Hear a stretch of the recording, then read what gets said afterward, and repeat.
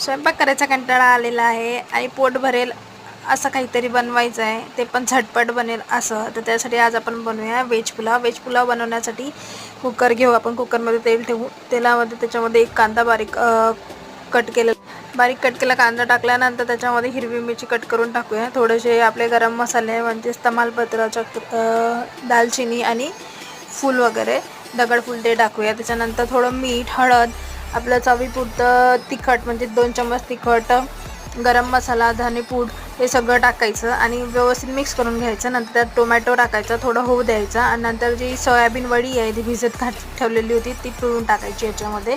आणि ज्या भाज्या आहेत कट करून ठेवलेल्या, फ्लावर आणि बटाटा तो टाकायचा. थोडे हिरवे मटर टाकायचे. हे सगळं टाकून मिक्स करायचं आणि त्याच्यामध्ये गरम पाणी ओतायचं आहे. म्हणजे गरम पाणी ओतलं का लगेच त्याला उकळी येईपर्यंत ते थोडंसं राहू द्यायचं. आणि गरम पाणी उकळी आली त्याला, आता त्याला उकळ फुटली का लगेच जो अर्धा तास भिजत ठेवलेला तांदूळ राहतो तो होता त्याला आपण लगेच टाकून द्यायचं याच्यामध्ये आणि मिक्स करायचं. आणि हाय फ्लेमवर याच्यामध्ये थोडा आपला बिर्याणी मसाला टाकून द्यायचा वरून. आणि जी रोस्टेड ओनियन्स असतात ते पण टाकले तर चालेल. आणि वरून गार्निशिंगसाठी थोडी कोथिंबीर टाकायची. नंतर हाय फ्लेमवर या कुकरला 2 शिट्ट्या येऊ द्यायच्या.